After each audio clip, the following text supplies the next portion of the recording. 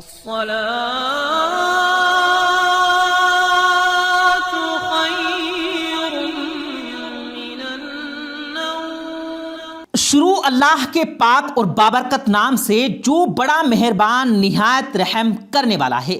پیارے دوستو، ملتان کے ایک مسجد میں جو لوگ نماز سے فارغ ہوئے تو امام صاحب نے نمازیوں کو دعا کے بعد مخاطب فرمایا، حضرات آج سرسا سے ایک صاحب یہاں تشریف لائے ہیں، وہ کوئی واعظ تو نہیں ہیں لیکن اپنی زندگی کا ایک ناقابل فراموش واقعہ جہاں بھی جاتے ہیں لوگوں کو سنا کر انہیں غفلت سے بیدار کرنے کی اپنی سی کوشش کرتے ہیں۔ میں آپ سے گزارش کروں گا کہ تھوڑا سا وقت نکال کر ان کی بات سن لیجیے گا۔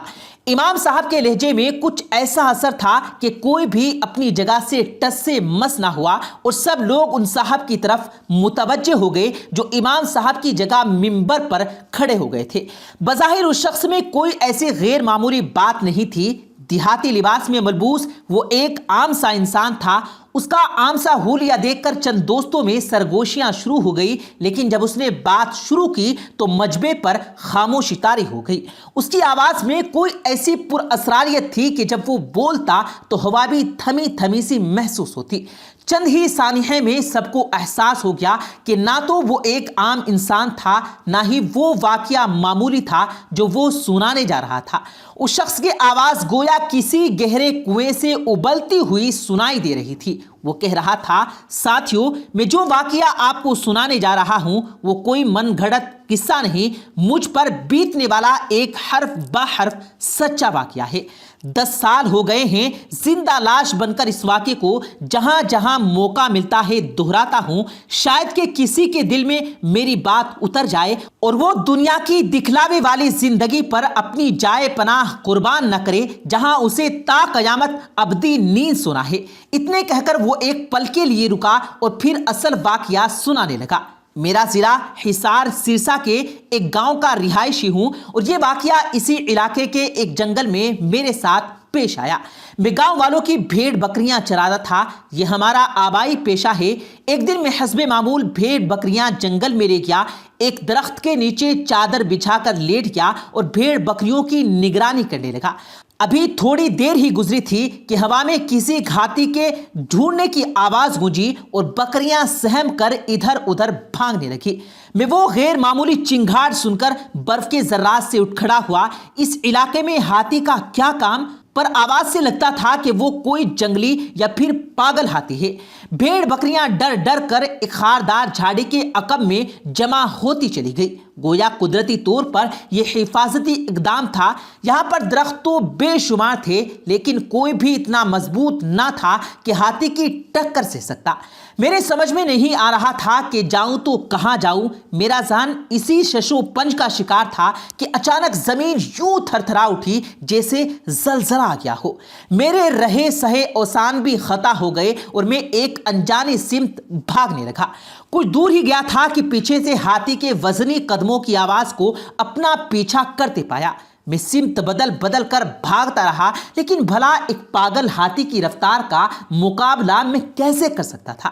سیاہ افریت موت بن کر کسی بھی لمحے میرے سر پر پنچ رکھ کر میرا کچومر نکال سکتا تھا، لیکن شاید قدرت کو کچھ اور ہی منظور تھا۔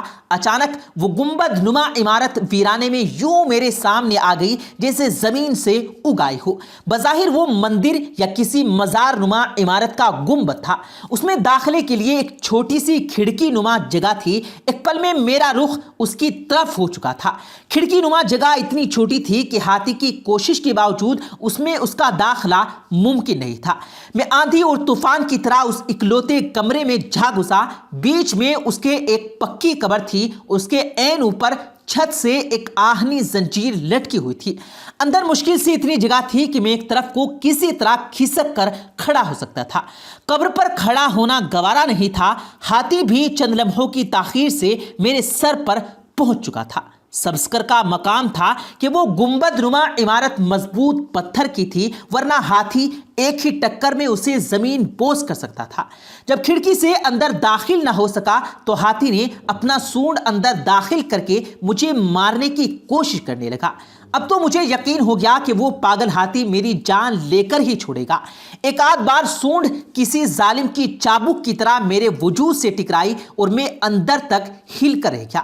اگر ایک بار اور مزید وہ اسی طرح مجھے لگتی تو قریب تھا کہ میں گش کھا کر گر پڑتا۔ اگلے ہی لمحے ایک عجیب بات ہوئی، وہ مجھے اپنی موت کا پکا یقین ہو گیا۔ قبر کے اندر سے ایسی آواز آئی جیسے کوئی تکلیف سے گلا پھاڑ پھاڑ کر چیخ رہا ہو۔ میں نے عذاب قبر کے کئی واقعات سن رکھے تھے، لیکن اپنے کانوں سے ایسی چیخیں پہلی بار سن رہا تھا۔ اس سے پہلے کہ میرے اوسان جواب دے جاتے، قبر کے سرحانے ایک شگاف نما مقام سے ایک غیر معمولی جسامت کا ایک چھوٹا سا کالا بچھو نکلا اور دیوار پر سے ہو کر میری طرف رینگنے لگا۔ جو ہی بچھو قبر سے نکلا، چیخوں پکار کا سلسلہ بھی ختم ہو گیا۔ کوئی دوسرا انسان میری اس وقت کی کیفیت کا اندازہ نہیں لگ سکتا۔ ایک طرف پاگل ہاتھی، دوسری طرف قبر کا بچھو اور نیچے عذاب قبر سے پھڑکتا نامعلوم وجود۔ خدا جانے میرے قدموں تلے کیا معاملہ چل رہا تھا۔ میری آنکھوں کے سامنے اندھیرا سا چھا گیا۔ جب کچھ نہ سوجھا تو چھت سے لٹکتی زنجیر کو تھام کر ہوا میں جھوم گیا اور اپنا وجود اس حد تک سمیٹ لیا کہ سونڈ اور بچھو دونوں کی زد سے دور ہو جاؤں۔ اب میں قبر کے بالکل اوپر ہوا میں معلق تھا، جیسے ہاتھی کی سونڈ کاٹ کر دیوار سے ٹکرائی کالا بچھو اس کی زد میں آ گیا۔ معلوم نہیں بچھو کا کیا بنا، لیکن اگلے ہی لمحے ہاتھی بے دم ہو کر زمین پر آ گرا۔ تھوڑی دیر تک ہوا میں ہرہراہٹ سی گونجتی رہی اور پھر ہر طرف خاموشی چھا گئی۔ بچھو کا بھی نام و نشان نہ تھا۔ شاید وہ ہاتھی کی سونڈ کے لگتے ہی گر کر واپس قبر میں جا گھسا تھا۔ ہاتھی اور اس کے زہر کی تاب نہ لا کر جان سے ہاتھ دھو چکا تھا۔ جب مجھے یقین ہو گیا کہ یہ ہاتھی مر چکا ہے اور اب نہیں اٹھے گا تو زنجیر چھوڑ کر نیچے اتر آیا۔ جو ہی میں نے کھڑکی نما راستے سے باہر نکلنا چاہا تو مجھ پر یہ انکشاف ہوا کہ ہاتھی یوں آڑھا ترچھا پڑا تھا کہ مجھے اسے پار کرنے کے لیے اس کے اوپر قدم جمانا تھا۔ تمام تر ڈر کے باوجود میں اس جگہ سے دور جانا چاہتا تھا۔ اس کے لیے مردہ ہاتھی کے وجود پر سے قدم جما کر گزرنے کی سوا کوئی اور چارہ نہ تھا۔ ہاتھی کا دیوکل وجود اس قدر ڈراؤنا تھا کہ اس کی موت کے یقین ہو جانے کے باوجود اس کے اوپر پیر رکھنے کی مجھے ہمت نہیں ہو رہی تھی۔ چاروں ناچار میں نے ہمت جمع کر کے اس پر پاؤں رکھا اور آگے جانے کے لیے دباؤ ڈالا ہی تھا کہ میرا پاؤں اس کے وجود میں یوں اتر گیا جیسے گوشت کے بجائے ہاتھی کا وجود موم سے بنا ہوا ہو۔ اگلے ہی لمحے میں نے اپنا پاؤں گھسیٹ کر ایک ہی جسم میں اس طرح ہاتھی کو پار کر لیا کہ میرا دوسرا قدم اس کے وجود سے ٹکرا نہ جائے۔ لیکن اس ایک لمحے میں مجھ پر جو قیامت بیتی وہ قیامت تک کے لیے مجھے نمونہ عبرت بنا گئی۔ میں آج بھی اپنی ٹانگ پر نظر ڈالتا ہوں تو وہ سارا منظر میری آنکھوں کے سامنے یوں تازہ ہو جاتا ہے جیسے کل ہی کی بات ہو۔ اتنا کہہ کر اس نے اپنی دائیں ٹانگ سے دھوتی کا پلہ ذرا اوپر کیا اور دیکھنے والوں نے بے اختیار اپنی آنکھیں بند کر لی۔ گھٹنے سے ٹخنے تک گوشت کا نام و نشان نہ تھا۔ سیاہ مائل ہڈی کے نام پر اس کی بوسیتا ٹانگ سب کے سامنے تھی۔ پاؤں کا باقی حصہ شاید جوتے نے ڈھانپ رکھا تھا۔ گھٹنے سے نیچے پیپ کا ابھار بھی صاف دیکھا جا سکتا تھا۔ قبر کے اس بچھو میں اتنا سریع الاثر زہر تھا کہ ہاتھی کو اسے چھو جانا ہی نہ صرف ہاتھی کے وجود کو پانی پانی کر گیا بلکہ اس چرواہے کی ٹانگ کو بھی دوسروں کے لیے درس عبرت بنا گیا۔ خدا جانے اس قبر والے کو قیامت تک کتنا عذاب جھیلنا پڑے گا۔